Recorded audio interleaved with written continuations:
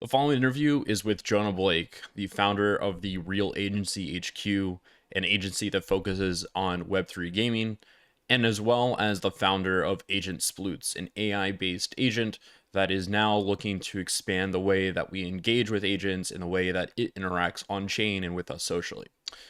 It's a very fun interview. I like Jonah.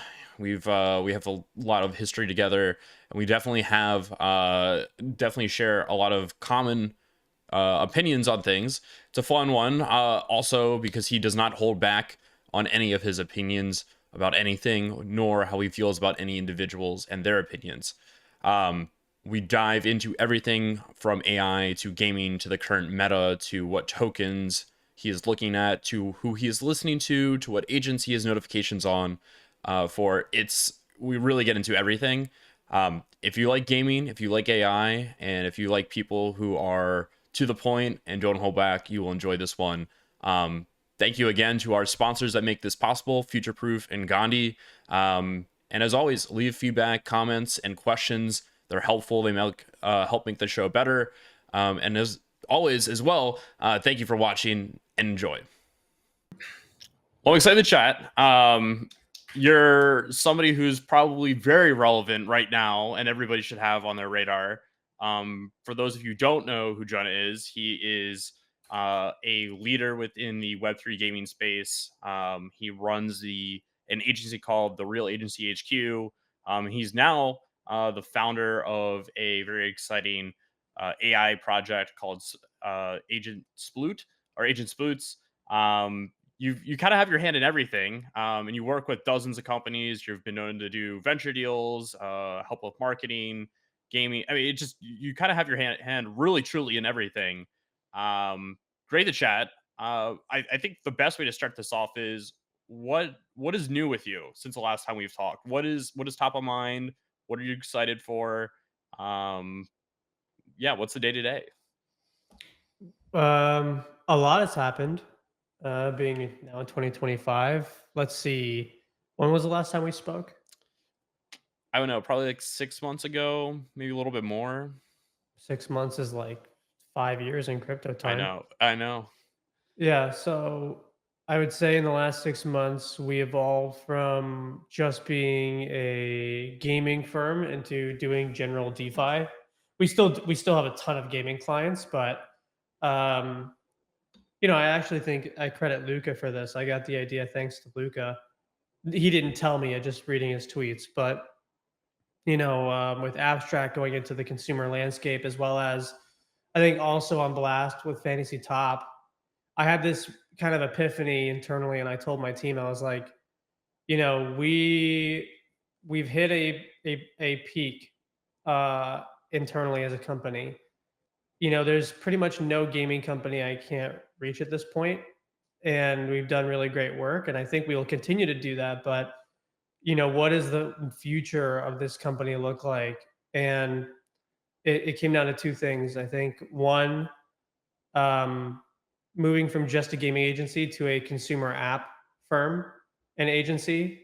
And the reason I say this is I look at a lot of these apps that come out in crypto, and they have very similar gaming related marketing methods as well as mechanisms. And I think most of the developers from the consumer business have learned from gaming.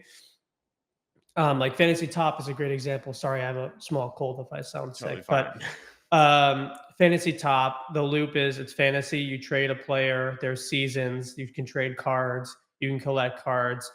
It's really, in many ways, no different than fantasy football or even a Pokemon card game, but it has real world consequences and risk. And I think that's where crypto gaming has moved to with consumer apps. Is um, when you live in a world of AI and you live in a world of perfection, which is a lot of like what the world in Web 2 wants, um, people want risk in reality. And I think the thrill of losing money is just as interesting as the thrill of making a lot of money. And these consumer apps that are making schemes for that, which is a variety of speculation, is a type of video game genre, a new one.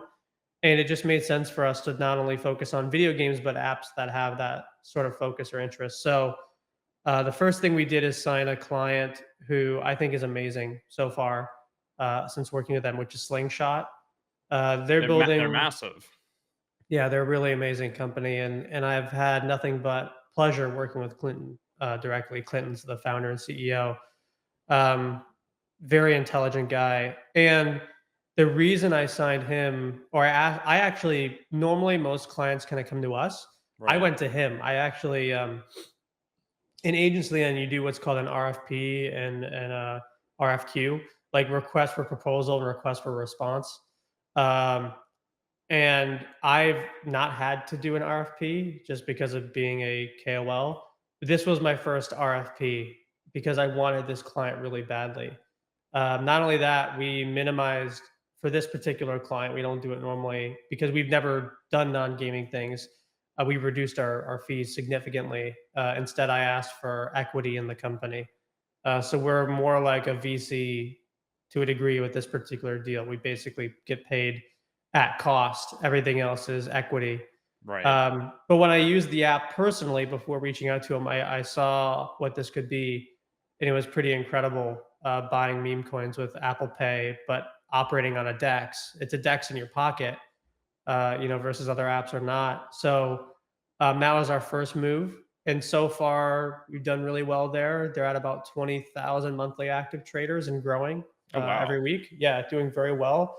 The first thing we initiated is virtuals. We made it so you can buy AI tokens with Apple Pay with like a one click. So that actually grew the app pretty well. And then even bigger is I'll have a lot of friends at AVAX, and I was like, you guys, right now you only have Trader Joe and a couple of other dexes. Like Slingshot could easily be one of the top dexes for AVAX immediately, and it's a multi-billion-dollar ecosystem. So we integrated AVAX as soon as possible and did a campaign around that, and I think we're now one of the top dexes used on the Avalanche network, which grew substantially. So um, that was my first foray into non-gaming. That was the biggest thing in the last 6 months, and then the second, Did you find it hard to jump into non-gaming after basically only swinging in the gaming sector? not really, to be honest, because games are just a different type of consumer app, but they have similar patterns, right? Like they all need if you're doing a token anyway, they all need market makers, they all need listings, they need users, they need holders, they need speculation or compelling story. Um, and at the end of the day, my job isn't to build the product right now, at least, right? My job is to help market, strategize, and create a storyline and gain users for a product. And I can get your product out there, but I can't make your product better. So a lot of what I do is I'm trying to highlight really good products with similar methods we used in gaming. But if a product's bad and they're a client, there's only so much I can do as a Yeah. marketing and strategy company. You can't dress a pig and take it to prom. Right. I mean, you can for like the story, but at the end of the day, you're going to want to swap that pig out for something else. Right. So, um, yeah, like I can't. It wasn't hard to learn DeFi very quickly because gaming needed that anyway. But it is hard to find products you feel have a real use case or quality or will last longer than the 3 months that a cycle of a narrative averages. So I think Slingshot, I got very lucky. I think it's going to be, when I take a client, I go, will this be around in a year? That's the first thing, right? Because most clients I have will fail, but not because of us, just because of the product. Before I even take a client, I'm like, will this survive a year from now? Slingshot, that was an easy yes. Like this thing's going to be around in a year. Right. Token launch Certain, pads, trading yeah, dexes, yeah. all that's only gonna get Yeah, that'll be hotter. around in a year. I think, I'd love to have a client like Fantasy Top. I think there will be more like that. I don't have one currently, but I would love one. I think something like that could last at least a year. I think we've done a lot of work now in the last 6 months with chains directly. So one of our new clients is Zai. Zai is going to be around in a year. I can see that just based on their on-chain treasury and the products they're making. So Right. And Sobe's a Chad, yeah, so yeah, and the other thing is like, is the founder I've had clients in the past. I love all my clients, but I've had clients in the past who come from Web 2, and it's very hard for them to learn how this industry works because everything you learn in Web 2, it almost doesn't work here at all. And they're like completely like you still need a good product, but the way that you market it is completely different, right?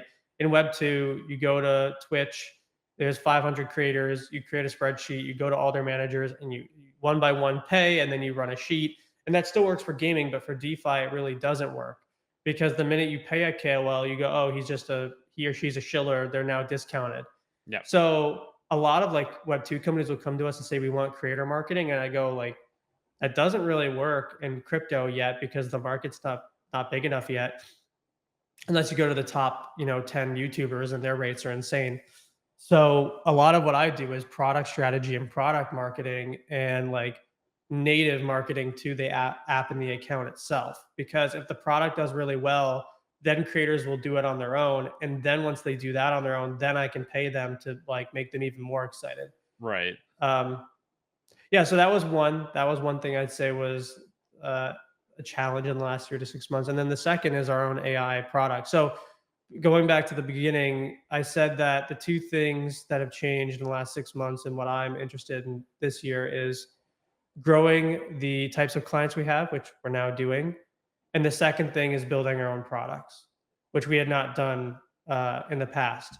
I wanted to, but we just didn't have the revenue one. We didn't have the brand, which we do now, and we didn't have the client testimonials to justify understanding what product we could create. And I've been following AI for a while. Not that I'm an AI expert, to be quite honest, I'm not, but I hire people who are. And one thing I've wanted to build is an advertising product. There's a lot of really great wallet infrastructure companies like Spindle, Third Wave, Addressable. There's some really like Yeah. Helica. There's some really great companies, and we'll work with them. But the problem is a lot of them are not very good at absorbing consumer data. Like they're very B2B, and we'll use their services for B2B. Like we're not a competitor to them at all.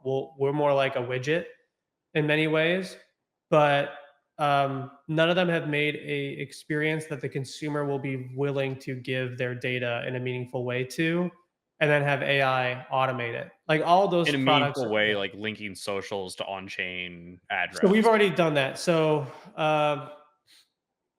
one of our clients didn't know this, but like it wasn't anything malicious. But one of our clients was Mystery Society. So the first test we suggested to them, which it did very well for them, by the way, they're very happy, is we hired another company to make a bot inside Twitch that allowed them to play to earn in real time inside Twitch without violating Twitch standards.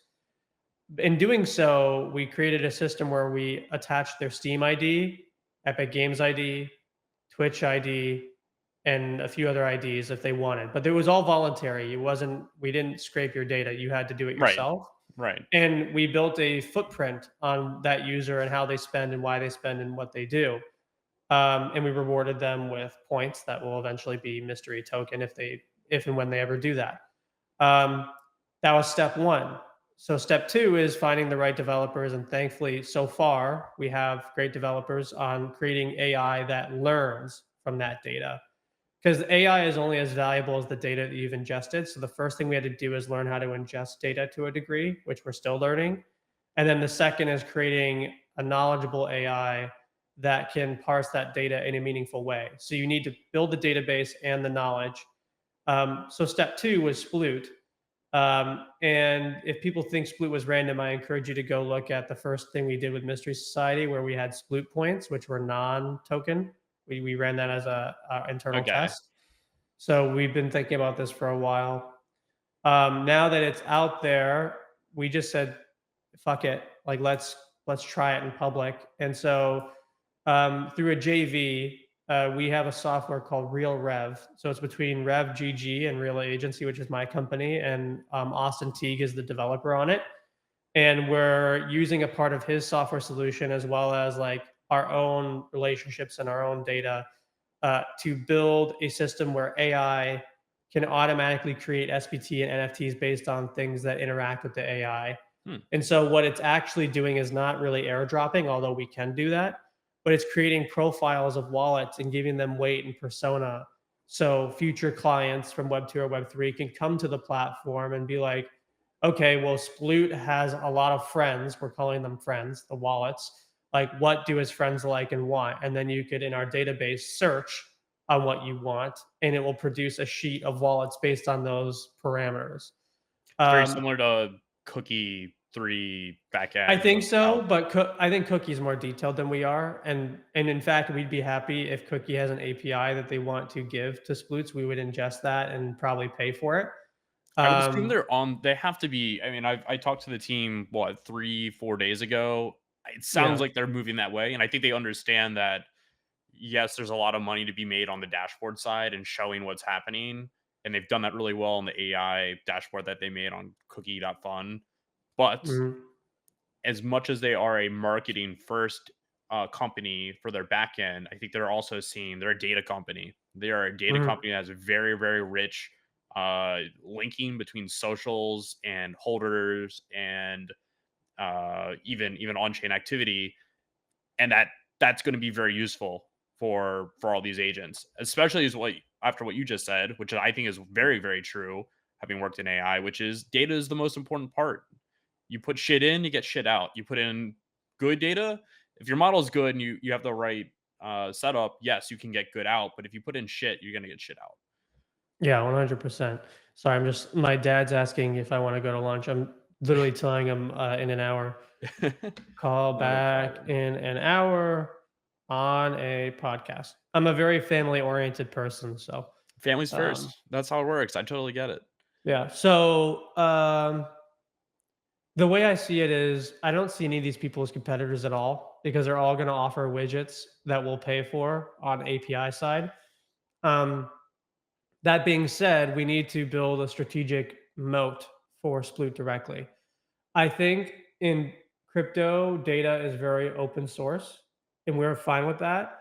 But we needed to create a software pipeline that we can natively offer to other agents so that way our token has value in the future. So I expect people to copy the way Sploot learns and thinks. I expect us to have probably similar wallet data in some ways to Cookie, on top of using Cookie. But the thing that sets us apart and gives us our native edge is one, we are a services company first. So humans like me help build your company on top of that data, which actually matters, data that has intent. And I think the other side to it is, well, two is Sploot is an original character, and I think at some point being a funny character that's interesting will matter. Doesn't matter yet, but it will. The same thing that happened last cycle, and we will still absorb our own wallet data outside of Cookie based on our own users. So just as much as Cookie can send us stuff, we can eventually offer a license where we can offer them data, and as a quid Mm, pro quo, and that would mean that there's no reason why Sploot couldn't be at a higher category of interest just based on what we're offering. Because you really do need to be in the AI business, you need to offer some sort of data or some sort of value. It's either data or distribution. You can't. yeah. It's not a meme coin. You can't I just sit the there. differentiator is what value are you providing? If you're not Yeah, providing value, and that the crazy thing is that value could be humor. it could be. If you make an agent that's super funny and people love to interact with and they get a kick out of, cool, you've delivered some sort of value. But being a reply guy, being a absolute slop posting maniac with no real intention, that's those days are limited. I would say we're probably weeks away from, all of that going to zero. Mhm. And it's clear who's putting that out there. And then you have much more complicated agents, and it's mostly on the data ingest side. And then we're going to be slowly moving into, again, the value side of what can your agent actually do for me. Yeah. That's getting closer and Well, closer. I am also a big believer. So like a lot of what you're seeing on Twitter right now is it's slop, but like I don't see slop as a negative connotation. I think a lot of people in Web 2 do, but I don't. Like you're seeing Slop Father, for example, make original videos based on responses. I know AI 16Z is working on it. Um, my belief is you can do that, but I still believe for now that AI needs a human touch for content. So, like a lot of the animations you see, like for example, we did a Dan to Dan parody, which I love that anime. I'm a big anime enjoyer. Uh, I don't know, based on my physique and appearance, you could probably infer that. But um, that was made by a human. We have another animation coming made by a human. Now there'll be things that are not made by a human, but I think what's really hard for AI to do is provide authenticity, and the fact that people won't be able to tell is what's gonna make it disingenuous, right? And even if you are trying to be genuine, but if you make it clear that here's some AI stuff that supports the human art side while offering a different utility, which is in the form of AI data, well, then you have a token that's not just an AI token; it's a business token. It's something larger than AI, even though AI is where it started. Right. I'm a gamer. I'm a big anime enjoyer. I watch a lot of TV. Um, AI still can't write a good script. Oh yeah. It still can't make great animation yet. It will one day, but even then, I do think having a human component will matter because AI does not generate new data. It reorganizes existing data that you're feeding it, and so there's still a human element. Like humans are still the dominant source of generating data, where AI is reassociating that data. And so you still need a human element in your AI company. And I think for at least a few years, you're still going to need that. Is that 5 years, 10 years, 20 years, 50? I don't know. But I think until we have AI that can understand intuition, context, um, self-awareness, I guess the AGI component, where I don't think we're close to AGI at all. I think a lot of people are saying that to sell a token. I think we're far from AGI. And if let's say we're close to AGI, I don't think the government's going to let it happen anytime soon. You're basically giving nuclear codes to every single citizen of the United States. I don't think the government's going to let that happen. And if they do, it's because they don't know how to stop it, and that's a much bigger problem than anything else. I think there's arguments to be made on both sides. I think we're closer in reality than many realize. I think we're further than a lot of the we've made it, we're there already. Um, we're somewhere in between. I definitely think that OpenAI has made some very big strides forward. I don't think we've Mhm. hit a wall on marginal returns on advancements from model to model and implementing new technology and implementing more compute. But I think getting back to the main point of this is regardless of where we end up in the next 3 to 5 years, humans still have a place in this. A real human touch is still relatable at a level that you can't just throw an agent animation at and think that it's going to connect to the same on the same level as. Um, so I think that we're not out of jobs quite yet. Maybe in the trenches Well, a little bit, I think but most of the shitty jobs, like McDonald's, by the way, shitty doesn't mean they aren't valuable, right? Like, I assume being a garbage person is not an amazing job, but you know what? We absolutely need them. absolutely. So I think a lot of lower level, and by lower level, I don't mean lower in value, I mean lower in intellectual capacity. Well, it's actually we don't know. Some people say that intellectual jobs will go first and that being a plumber and like the mechanical side will be more important. I actually think that's true. I think that AI will create a dystopia probably where you can't be in the middle. You're either in the low class or the super high class, and people who are mid curved, probably myself, will be out of commission. I just we don't know. I don't think we know how You that's going need to a very be. specified skill set. I actually Yes, and I I think being a content creator on video will matter because even if AI can replicate video, AI can't meet you in person at events yet. nope. So, like, how do you determine that Jonah Blake is a real how do you know I'm not AI right now on the screen? You technically wouldn't. But if you wanna verify I'm real, I'll go to Miami and have lunch with you. I'll go to Las Vegas and go to TwitchCon. We'll go to the bar. And right now, we don't have Tesla bots who look like humans.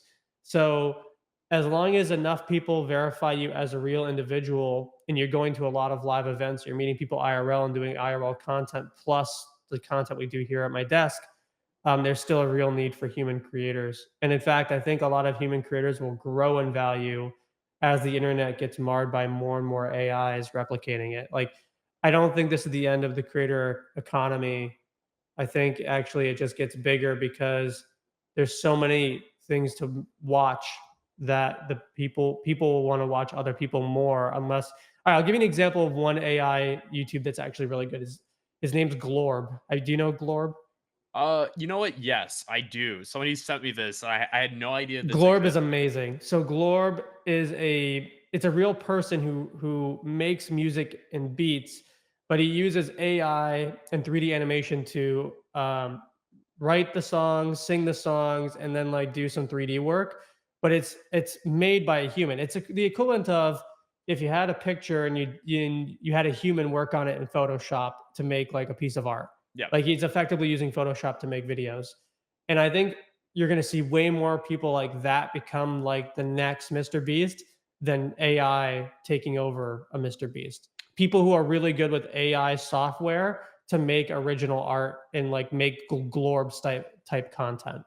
The first baby step towards that, I think, was you started seeing a lot of gamers instead of showing their face, having like avatars. I think Mm, Feudivs is a good example of that. mhm, Um, I think you then start to see that like because there's no human involved. He's actually playing the game, but you don't see a face. The only you only hear a voice and you only see this animated cat.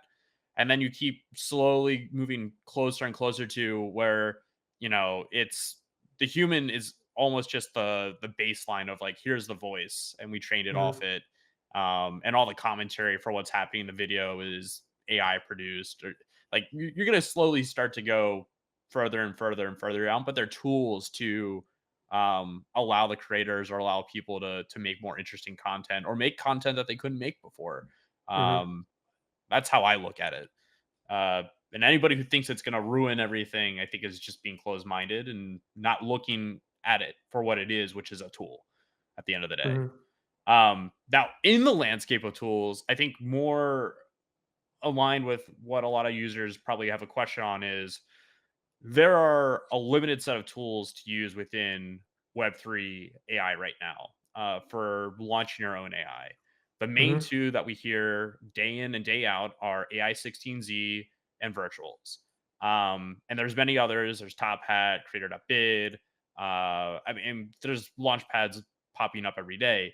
What do you think, or who do you think is number one right now? Do you think there's a number one? I believe you're using virtuals for your agent. Why did you choose virtual? I'd love just to hear your take on the whole situation. So I'm actually using a combination. It's not just virtual. So, and again, I'm not a developer, but I have the people in my actually my developers came from people who were holding our NFT PFPs, which was pretty amazing. Um, but we used virtuals for the launch. And virtuals is very awesome for distribution. It's like the OpenSea of AI, in my opinion. Like, well, when OpenSea was cool, right? Not OpenSea today, but OpenSea when it was like big, right? OpenSea can go fuck itself today. I hate that company. I hope they die. But they still owe me $50,000. This But is this is a this is a yeah, I sore don't give a subject. shit. I don't give a shit. OpenSea can kill itself. I have no feeling towards it. But what I wanted to say is we're using virtuals for the launch, and we had originally used their character card, but it wasn't in depth enough. So the next thing we did is our developers been working on a custom ELIZA integration. So the front end is virtuals, the back end is partially ELIZA. We also just recently got acceptance and integration with Nebula AI, which is through Third Web. Third Web is amazing. I love those guys. So we're also using the Nebula API, which will eventually, probably in the next few weeks, start testing, allowing Sploot to trade on its own, because Oh wow. Nebula AI can allow for that to a degree. There are some bottlenecks, but it's very new, so like that's expected, and their customer service is fantastic. So we're very happy that they accepted us, and we're also helping build a new product which we have not talked about yet, but I guess we could do it here partially, which is Rift, and Rift is going to be on F Chain. Um, now that we're now in part 2 of the episode. So where are we at now? I'm giving the controls back to you.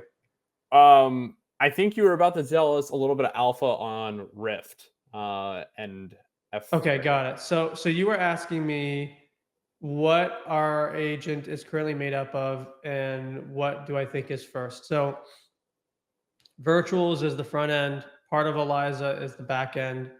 Nebula AI from Third Web is also in the back end. And basically, the really cool thing about an AI agent is you can mix and mash the stuff, right? Without affecting the token or anything like that. Um, the next step is so Sploot is very good friends with Jeff, which is Agent Jeff, which is a heavy metal that's turned into an AI that we dropped to a lot of our users a few weeks ago. And Jeff was created by Faraway, one of my top clients, and I've had them as a client for over half a year, I think 8 months now. And they've been building a new blockchain on AVAX as an L1 called F Chain. And so we've had a lot of plans around this chain. And they have some of the best games in crypto, bar none. Just straight up, they do. And I've worked with a lot of clients, so I know what everyone has. Um, so we decided about a month or so. Well, I can't tell you the timeline, but we've had this in development for a while. And Faraway and us agreed to work on a new platform called Rift, which will be partially on F Chain, but will be accessible. Basically, the goal, and Sploot will share in this value, in this economics, is we wanted to create a protocol for the ad network. So the way it works is we've started building the software to generate automated assets to do wallet labeling and weight and persona. Jeff has been working on what we call the Engram system, which is additional data markers. And then Jeff and Sploot together are working on AI-Fi through validating nodes on F chain. They're both going to be node validators using AI. And the chain will be out in the next month or so. We'll talk about what that looks like by the end of this month. And together, we're building a platform called Rift. Rift is not meant to replace any other virtual launchpad or AI launchpad. But what Rift does is it's going to be the Shopify tool for the agentic network.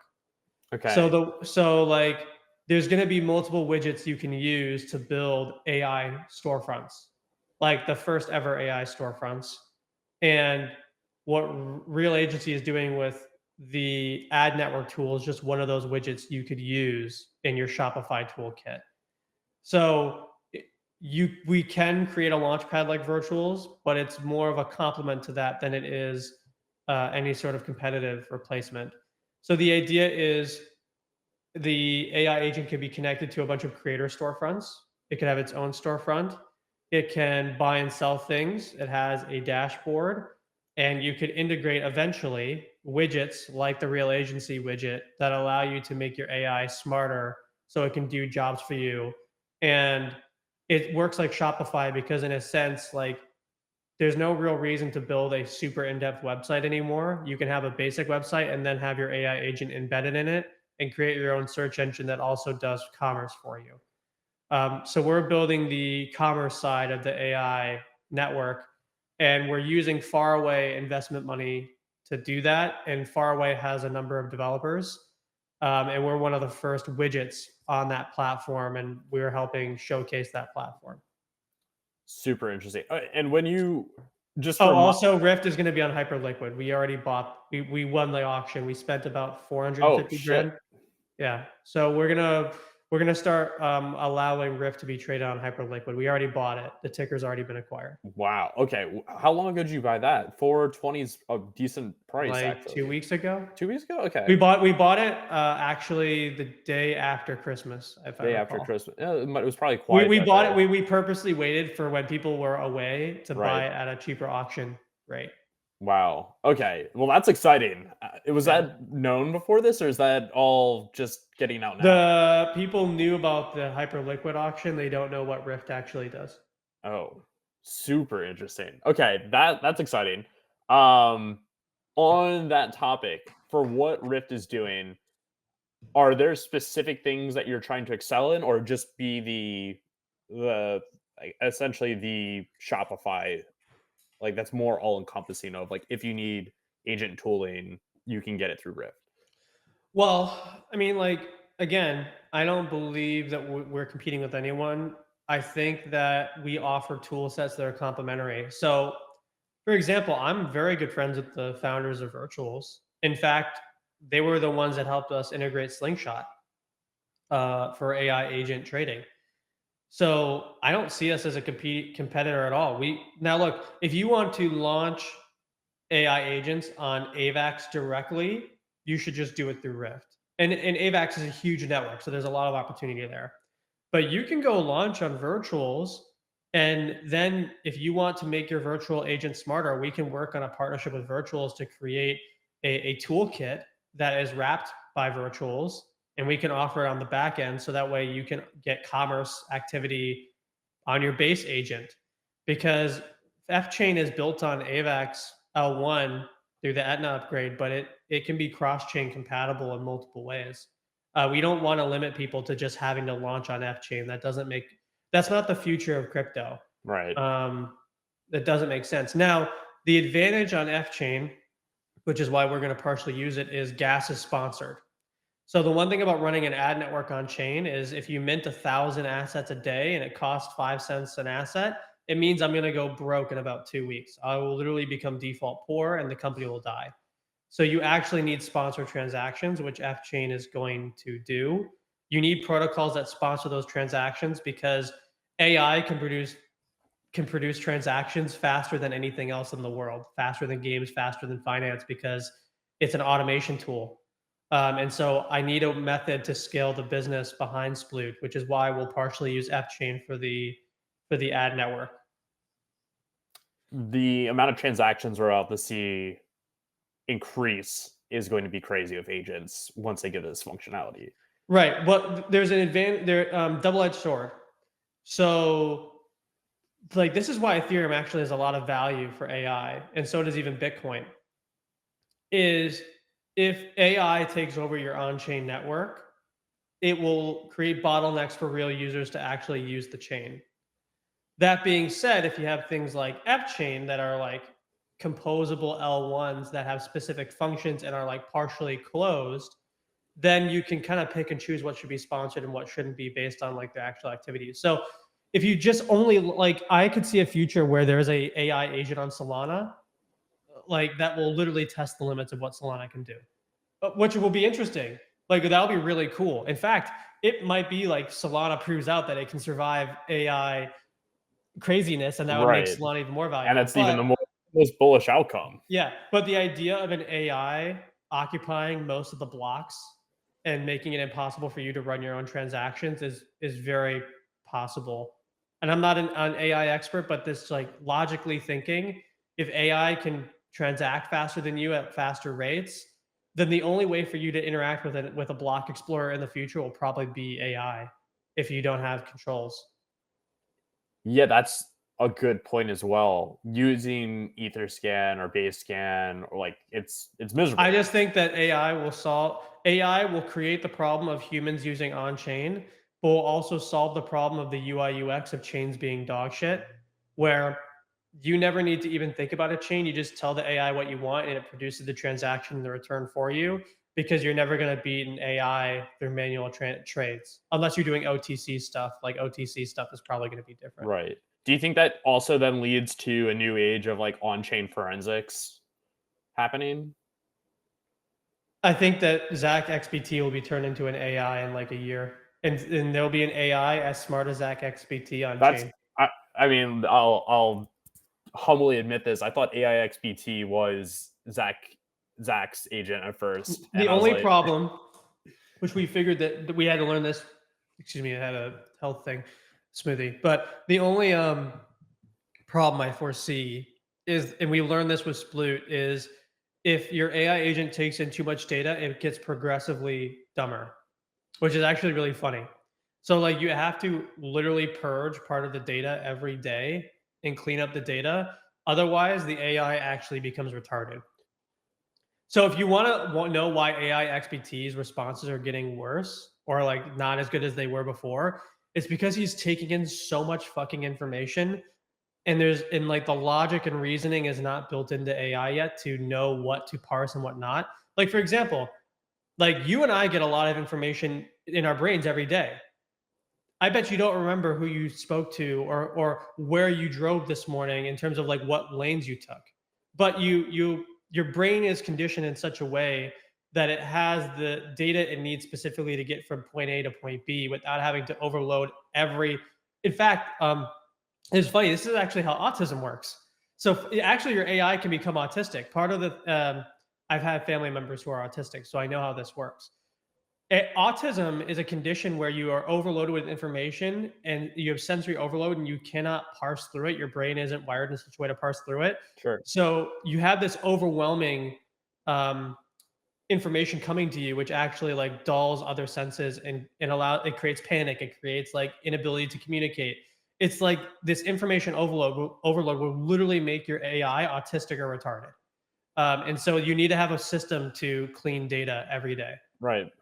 I think I think yes, to an extent you're right. I think to the other extent it is you have a lot of the data. The way that I understand the data input to AI XPT is that it's looking for valuable information from people that have been proven out as valuable sources. Um, the issue is you have people different valuable sources with different opinions on the same topic, and that is where um, I think you're There's people seeing. way smarter than me. Again, I'm a really good marketer, distributor, and I'm good at like back end product management. I'm not a developer, but I also listen to people smarter than me, and I've heard multiple times over that like the more information an AI takes without a way for it to reason and pick data that's important, it becomes a useless product. Yeah, well, that's again the data, the way you're storing that data, organizing that data, trimming and pruning that data, as well as the way you're weighting that data are incredibly important. If you're just throwing this all into a single database and being like, "Hey, this is memory to access," and Mhm. just hoping that it's solved with the RAG, that's not going to work. My understanding is that the guy who built AI XPT, and from also who I've talked to, has built a very sophisticated way of organizing that data and pulling insights from it. Apparently, I think he's doing. Sorry, try that to Steve. I think he's doing vector graphing.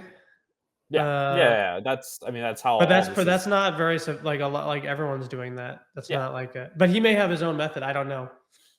yeah. I We'll never know unless he shows. But I think you'll Well, start to see. eventually he'll show because eventually people are gonna say they're not sure that it's a real AI and he's gonna have to prove it, which I think it is real, but I'm just saying, like, Yeah, people want to the people aren't gonna know what's authentic and what's not, and they're gonna trade based on what they feel is authentic. yeah, yeah. Um, how are you exploring that world of proving what's a like? Do you think that that's going to become like a huge thing for your project personally, or not as much in the gaming sector? When it's ready, I ask the devs to partially open source how Sploot thinks. Okay. Because eventually people will figure it out anyway. Like how an AI thinks, unless you're a Chat GPT or Google, is not going to be a strategic advantage. Your advantage is always going to be how you collect data. And we collect data as a service company. We collect data through our software, which is Real Rev.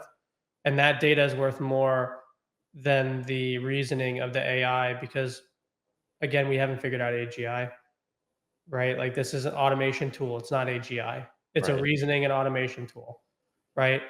So, and in the end of the day, if people are using whatever Sploot is doing, then it makes our data even more valuable because we're able to, we're able to sell shovels, right? That's the business. So, when we feel it's ready, and when our developers think it's ready, he'll open source his research and put it in a GitHub for people to go and view and build on top of, and maybe even build something better. And look, if someone builds a better model than what Sploot currently has using our initial build, we'll go and implement that. It won't matter as long as we have our data, which we're always going to have. Yeah, I think the ancillary stuff to the LLM are the most important areas. the four I think I said were launch pads, data, security, and what was the last one?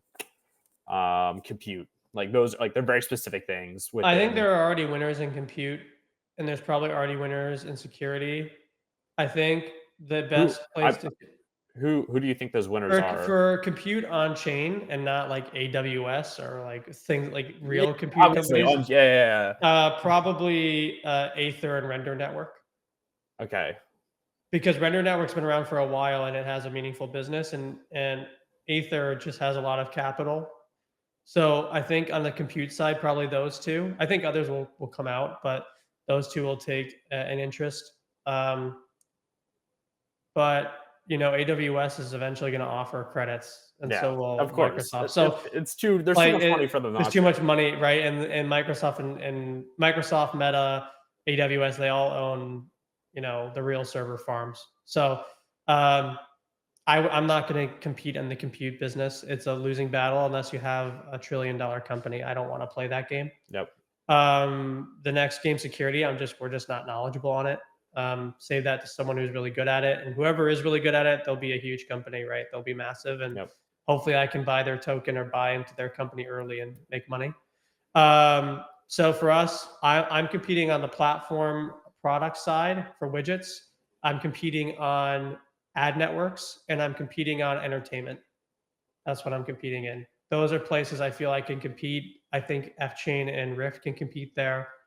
And I think I can also offer that to a number of my other clients who are going to build their own launch pads. I, just assume that every single chain will have their own agent launch pad. It's just going to happen. Yeah. Just what it is. It's coming. It's coming. There's no shortage of it. It's only going to become more prevalent. We saw this with the NFT cycle as well. At one point, it felt like magic to be able to mint an NFT or even to launch your own project. It was this huge undertaking. And today, you can just click a couple buttons and have a 10,000 TFP collection out. It's Mm-hmm. it's not hard. It's not hard anymore. I did want to spin back from AI and talk Web3 gaming real quick. There was a Cool. quote that I read or heard and saw that was from Rod Armour, Casey, that was mentioned. And I think you Oh, that commented. guy.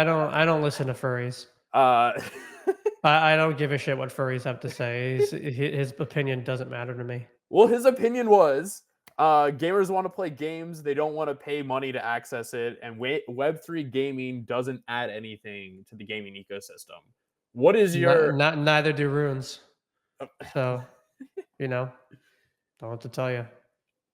I have no comment for furries. I am an anti-furry person. Maybe when I have kids, that'll be deemed as being a racist or some shit. I don't know, but I'm an anti-furry. I don't feel like dressing up as Sonic and touching people. Thank you. On a serious note, you're not holding back today. I'm enjoying this. The OpenSea comments wasn't holding back. Casey comments not holding back. I mean, the reality is like I hear this bullshit argument all the time. And look, I know that Web3 gaming is down bad. I'm not gonna like pretend that it isn't. But the reality is like, oh, I hear this every time with anything that's not a meme point. Oh, why do you need AI tokens? Such a grift. Oh, why do you need gaming tokens? Such a grift. You don't need tokens for memes either. I can go watch a meme on TikTok and then flip to the next video and enjoy it and do it for free. It's not about whether something is a grift or not. And ultimately, it doesn't matter, even if it's a grift or not. It's simple economics. If there's a market and people are willing to pay for it, then the market will be available. And meme coins are just internet attention markets. So is AI tokens. So are game tokens. So are any of these tokens. They're all internet attention markets or internet asset markets. Um, in reality, I don't even need my car. I have a very nice car. I'm very happy with my car. Do I need 472 horsepower? No. I could have a Toyota Corolla. Do I need to go to Chipotle? No. I could cook in my house. Do I need an iPhone? No. I could probably just have like an old phone and there's a lot of things I don't need in life that aren't necessarily a grift. They're just things that are wants, not needs. The only thing people really need in life is a partner to love, food, shelter, and longevity.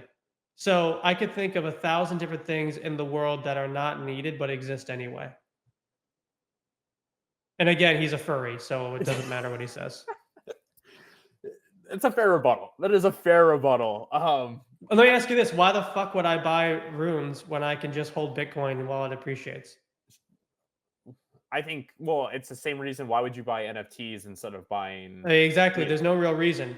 Do I think the thing sounds cool or not? Is the narrative cool or not? It has no real value in the world. Bitcoin has value because it's a true hedge against the dollar. But what is runes a hedge against? I don't fucking know. And by the way, I've heard this story. I was like, well, but you're still appreciating because it's based on Bitcoin. Same thing with ordinals. And by the way, same thing with any other alternative token. Every token on the planet is based on the value of Bitcoin.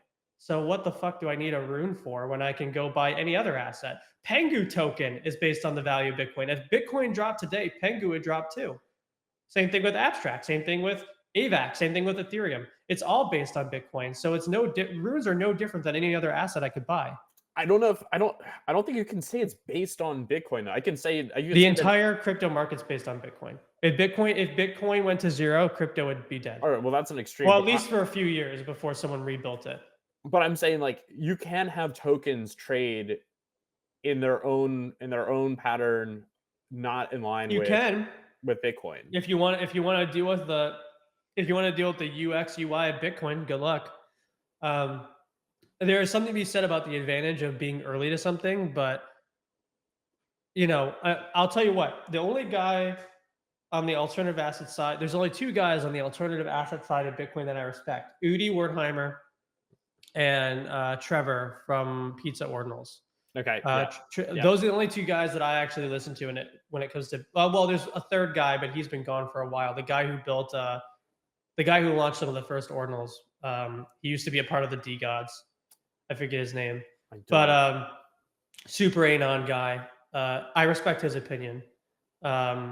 Those three I can think of, and all three of them have basically not given a crap about runes. And also, all three of those dudes have basically said, "Wait for OP Cat." Sure. Right. Yeah. So I just don't.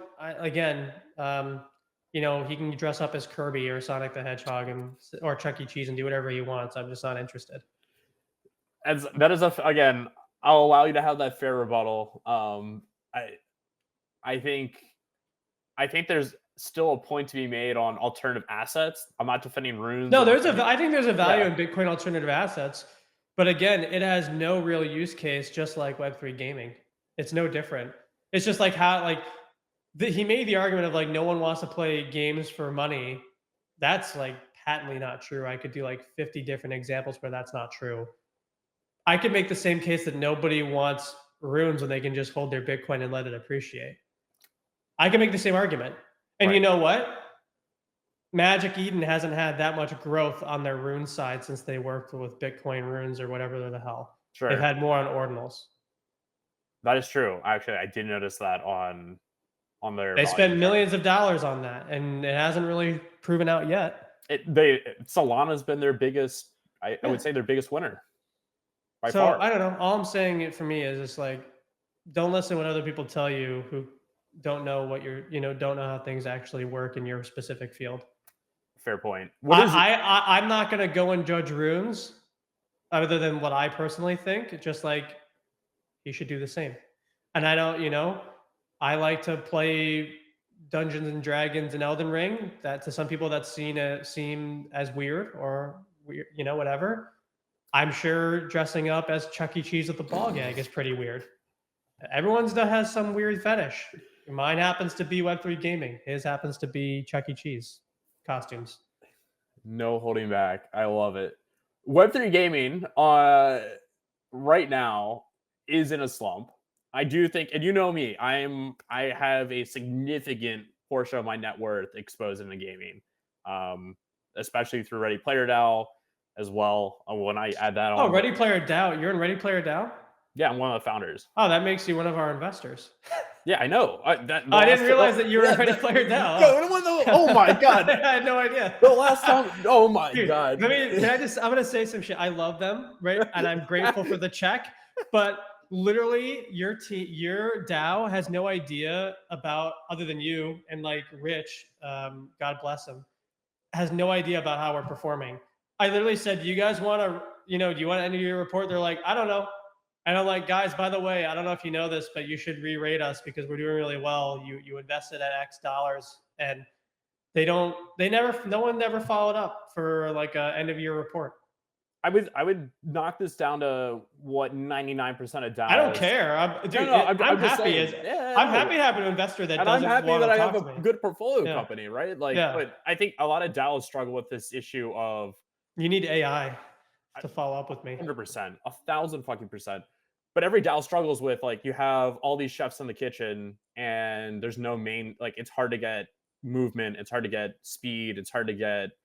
It, there's no real like value alignment for hey one person's doing all this work unless you're paying people.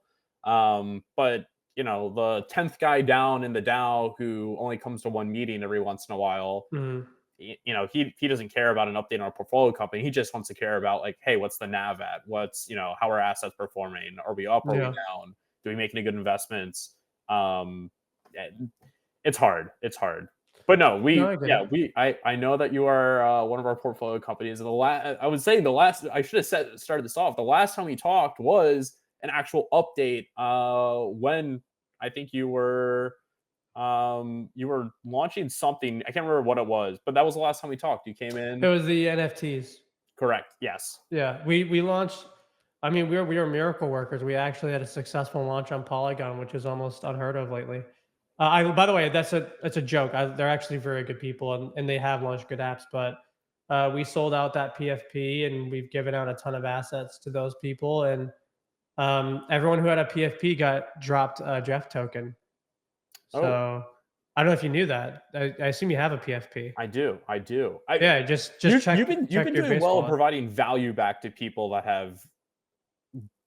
I wouldn't say giving you money is the right word, but the people that have supported you, interacted with what you've put out, you're finding good ways to provide value back to them. I try to. I think it's pretty important. I mean, I think you're only as good as the last deal you've done. That's how I think. And this could all fail tomorrow. Like Sploot could go to zero tomorrow. My company could go to zero tomorrow.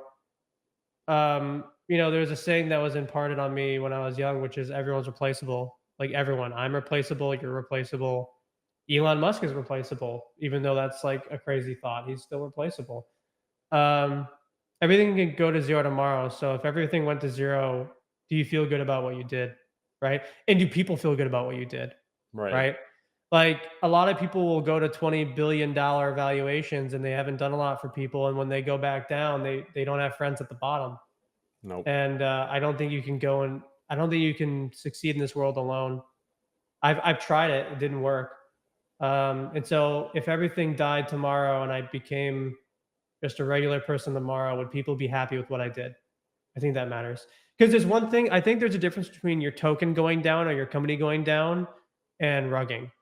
Like, I think people see a rug as we sent you value and you did not show proof of trying to provide value back versus, oh, he didn't rug. It just didn't work out. But look at all the things he tried to do for us. And you know what? The next thing he tries to do, I'll support it because he did his best. That's just how I think about it. That's interesting. I want I want to name a company and ask you, does that stand true for them? But I don't want to name the company. I want to throw tomatoes. You can name it. Okay, because I think they have been building really hard, and I think holder base has been a little frustrated, and a lot of people look at them. And I'm obviously Is this Yuga? No, I think you can make the same argument for Yuga, but they're providing Yeah. they're providing value. I would say the one who hasn't had that like bounce yet has been Pixel Vault. Oh, okay. Yeah. I think they've been obviously trying a lot of things, but So I can easily tell you what the problem with Pixel Vault is. It has nothing to do with, and I think people will always have some negative sentiment, but the problem was they released, and Yuga had this problem too, which is why Faraway took heavy metal and Kodas, because now it's Faraway's IP, right? It's like the narrative last cycle was to launch as many NFTs as possible, and that NFTs would become your actual business. and not your membership or not your like community. And I think they're a victim of a narrative that is not and this is why you should never listen to what everyone else wants you to do. If I recall that last cycle is people wanted more NFTs to be minted because of the potential to make even more money because there was a high volume environment. But when the volume slowed down during the last bear, there was then just too many assets and too much bloat that they couldn't get rid of. Like you had 20 different assets that unlocked other assets and greenlit this asset, and there were like 20 different asset steps, and it wasn't unified in such a way that you could actually read what the things meant. And so you're stuck with thousands of assets that you don't know what to do with that feel like they need utility, and you only have like a team of 20 people or 10 people, and they're expecting a AAA game and all this stuff. I think um, this is a common problem Web 2, except they're not stuck with the asset, is if you grow too fast beyond what you're capable of and don't grow gradually, you end up plummeting because the laws of gravity apply to everyone and everything, including companies. And that's why I'm happy at the pace we've grown.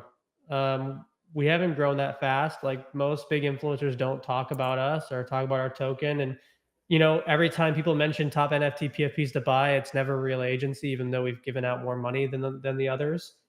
And I'm okay with that because every month I see a gradual growth, and like Sploot's token is going up gradually with organic buys, not from us doing airdrops. And you know, uh, things do take years to build. They don't take a few months. And you can't build you can't build a reasonable product in a few months. So I think what happened with Pixel Vault is they tried to capture the market too fast and they got a little greedy. They took too much. I understand releasing a half-baked product to get to market faster, and I think everyone should do that in crypto because that's how you show your growth. But if you overdo it, you're building on a base that will collapse on itself. So it's not that they haven't tried or that they're not doing something genuine. It's that the barrier to entry for a new user is so difficult. Like I don't know what asset to buy, but like with Real Agency, there's two assets. There's Sploot and there's Real Agent PFP. The simplicity is a reduced friction point, right? Like there's two choices to make. They're very simple to understand. You go buy one. Right. And we made it very clear. Like, for example, like we had before the PFPs were these keys. We told people, and we constantly tell people, don't buy the keys. They are now deprecated. So I believe in deprecating your assets. So if you don't own the PFP, you're not getting future utility. And if you don't own Sploots, you're not getting access to these other future airdrops that we have aside from the PFPs. And it's as simple as that. And then whenever we get Jeff token or all that, that's up to our partners and how they want to do it. But it's a very simple funnel outware. That's simple as that. I think that's a great pitch right there, just for what you're doing and why you should, at least if you're listening, go look at what Jonah is building. I mean, I understand it's on Polygon. Not everyone has pull for the PFP, so I don't blame them for that. Yeah, but we love Polygon. Well, Jonah, at least the token's on base, so it could be worse. Exactly. Well, look, I don't want to take up all your time. I appreciate you coming on here. There's one final question that I did want to ask you because I think this is probably one of the more interesting ones that I'm curious of people who are super active in the space. And is what AI agents do you have notifications on for right now? I'm very curious who you're watching. I use Slingshot will have a web app, but right now we only have mobile. But Trust, I'm watching Trust. AI XBT, of course. AI Rig Complex, because it's basically AI 16Z, but using Rust code rather than TypeScript. And I think they're cool. SoulGraph, a GRPH. Cookie. I think Cookie's going to be massive. Huge. Sequoia, SEKOIA, because the guy who runs it is @AI on Twitter. Oh, so God. He has the @AI handle, and he's an actual VC. Griffane. There's a couple others, but they're too small for me to really mention. I have degenerate plays as well. I got something called Condom Man. I saw you posted about one the other night. I think you deleted it. AV16Z. I deleted it because I was like, yeah, this is too, like, I still hold it. I have where did I? Oh yeah, I have $500 in AV16Z. It's the first porn bot that's based on AI16Z's You know what? Eliza. There are a few degenerate plays that I see people tweet about and I follow on, and that is one of the very few that I saw. I And I deleted it after like 20 minutes. I'm like, yeah, this is bad for my brand. I'll hold it, but but the Condom Man actually is interesting. So Condom Man is built by Krakatoa, and okay, Krakatoa is a CS:GO trading marketplace. So they're building an AI. So the reason I know Condom Man is it's a famous CS:GO meme from like the early 2000s. And basically, it was like one of the original characters that would wear like a condom on its looking condom thing on its face, and he would be like a bank robber type thing or a terrorist. So the picture is of Condom Man. It's called Condom Man Coin, and Condom Man is supposed to be eventually this bot that helps you buy and sell CS:GO skins without having to log on to Krakatoa. But he uses the Krakatoa backend. and we And all know and we I all know actually how thought that was a cool idea, like because I'm like, okay, well, it's a gaming token, it's a meme, it has utility in a huge game that has active traders connected to Web Yep. two, and I saw a bunch of other DAOs put money into it. So I was like, okay, I'll take the bet. I put in how much did I put in? I put in $2,000 into Krakatoa, or sorry, Condom Man. I could lose that completely, but that's a degenerate play. Like the right now, the market cap is 3.41 million. you gotta Really hit some play. degenerate plays if you want to hit some big ones Yeah. in this market. And that's the nice thing is that you can go and make those degenerate plays. Yeah. Well, I'm lucky. Most people can't afford to make the plays that I make, but that was built off of back problems and weight gain. So, Yeah, I right there with you. Maybe not the weight gain stuff, but well, I started losing weight, but like when you don't work out all day and you're doing nonsense on the computer and then you have Doritos, it becomes a problem. it does. Yeah, Yeah. you gotta watch out for your health. That's number I one. made that. That was before the New Year's resolution. I started working out again in October. So this year I want to lose 40 pounds while I'm building this company. That's my goal. Brother, I'm looking forward to seeing the transformation happen. I'm looking forward to seeing the company explode and more people get eyes on it and see how now We it. can use this as the report for Ready Player DAO. Well, you know what? I'll just drop it. I'm gonna Yeah. just drop this link in the right. Hey, you know Current what, guys? report. Here's the update. Somebody had to do it, but I did it. Yeah, no, so you're a great DAO member. Well, thank you for having me on your show, and let's see what happens 6 months from now. Of course. Everybody, if you haven't already, make sure you go check out Jonah. He's at, I think your ad is at real. At real Jonah Blake is my handle. Yeah. Yep. And then it's at Agent Sploots. At Agents Boots for the AI, and then the company is at Real Agency HQ. Amazing. Jonah, can't thank you enough. Thanks for coming on. Everybody, thanks for tuning in. We'll catch you on the Thanks for next having one. me. Peace, Take care. guys. Bye bye.